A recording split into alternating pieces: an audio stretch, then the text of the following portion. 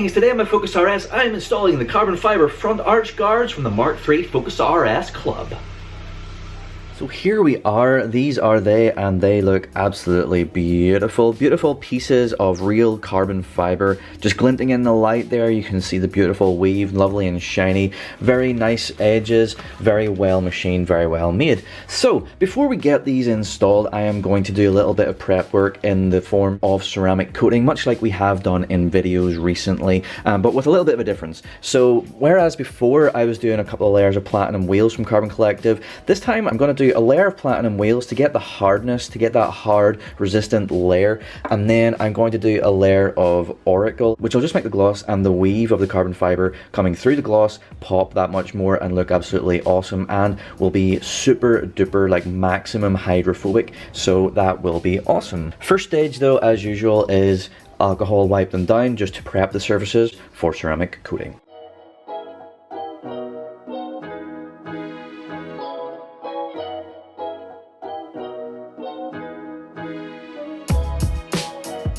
Right, cool, so now I just got to let that alcohol flash off, which won't take too long, but you can see my two little swabs. There are some black bits on there, mainly that came off the edges where they will have been doing a bit of sanding in the factory, so it is definitely good to get rid of that. So now, once that flashes off, we are ready to do our ceramic coating.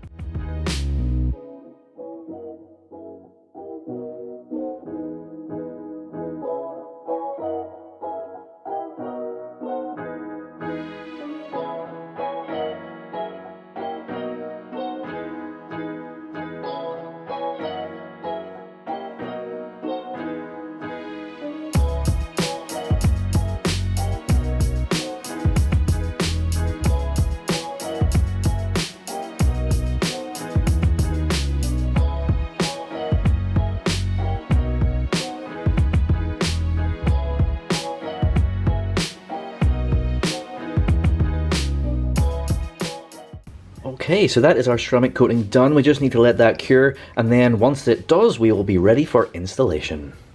Alright then, this is the area where these are going to go. So to get easy access, I am going to pull the wheel off. Okay, cool. Now having the wheel off, these two clips are what we need to pop out in order to get our piece in here. This is where our new piece of carbon is going to go. It's going to go underneath our arch liner, so like right in that gap right there.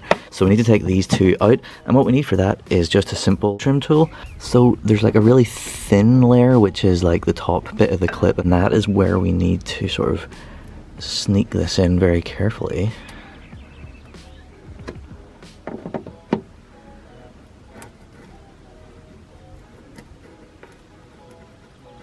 As far as you can, and then I like to put my thumb on it and then just pull.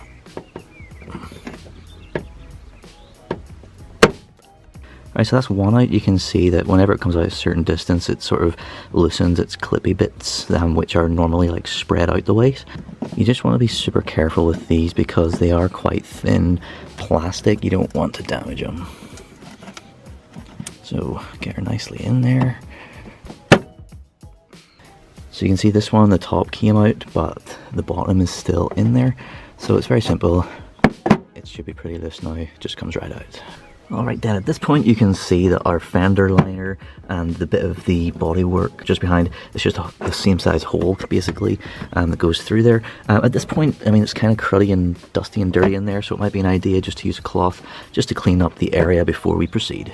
So at this point we need to get it into position behind the liner and then use like a Sharpie or whatever kind of pen you have and just make a dot in each of the holes, so then we know where to drill, because we do need to drill our own holes for this. It doesn't come pre-drilled, and that's good. I mean, it's obviously, you know, maybe a bit of a negative in terms of we have to do that ourselves, but it is kind of good in the sense that it means that you can choose like how far out, well, to a degree obviously, how far out or how far in or how far down or up you want them to be, obviously within the bounds of where the holes are, and so it is kind of a good thing. So yeah, gonna get it in behind this bit and then use our Sharpie to make some dots. So whenever you put it in here, the fender liner is actually got enough tension in it to hold the piece of carbon in place. Of course, the piece of carbon is exceptionally light.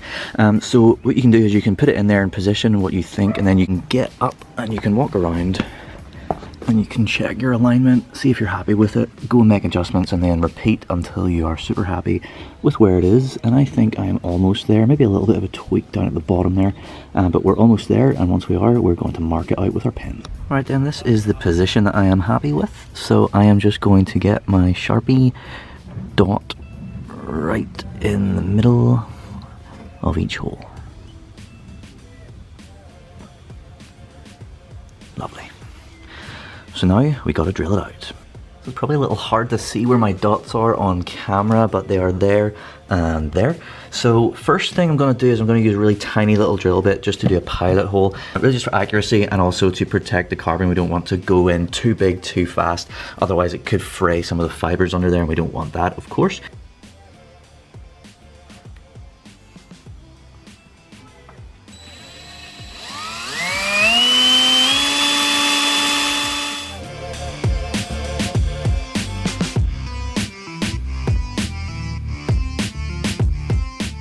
So that is our 2 pilot holes drilled. Now before I drill out the bigger holes that we need them to be, what I'm actually going to do, I've got my second piece in play, and I'm going to set this on here. I'm going to put a little bit of tape to hold them together exactly the same position, and then I'm going to re-drill through the top of my pilot holes into the other piece, so we'll get pilot holes on the other piece. Now the reason for that is basically just for accuracy on both sides. Now what you'll see is these are identical on both sides, which means they are reversible. It doesn't matter which one you put on either side, and whenever you drill these holes, you mirror it and it can go on the other side. So if we drill both holes in the identical position right now, that means I don't have to measure the holes on the other side, and I know that they will be in the exact same position on both sides, so it will be perfectly symmetrical. So let's do that now.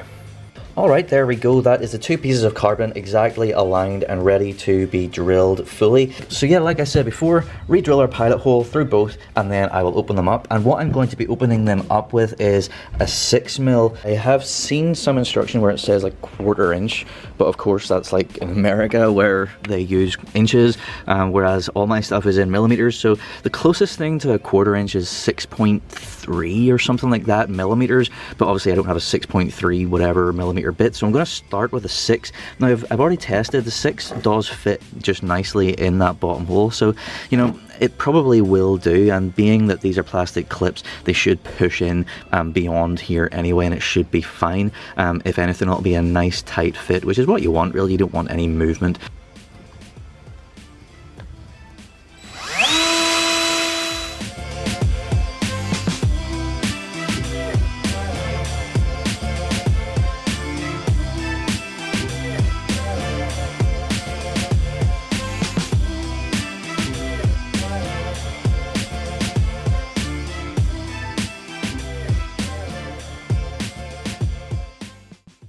Well, there we go, holes drilled, looking lovely, and that of course means we are now ready to get these installed. Right, cool, and so I will get this slotted in here and line up the holes.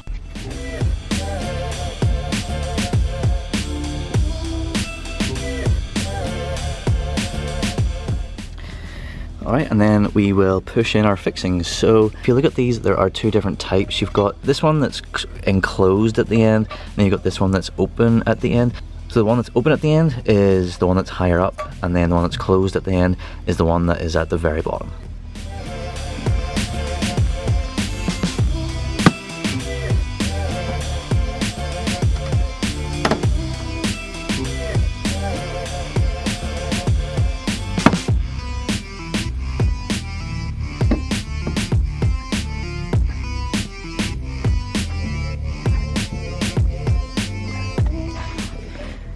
And there we have it. So putting the pins back in, they were pretty darn tight, but that's a good thing. Like we were saying earlier, it means like it feels like really like well in there, like it's not gonna fall out. I have no issues there at all. So yeah, really nice tight fit. Looks awesome. I hope you will agree. So yeah, for this side then, I just need to get my wheel back on, and then I can go over and do the other side.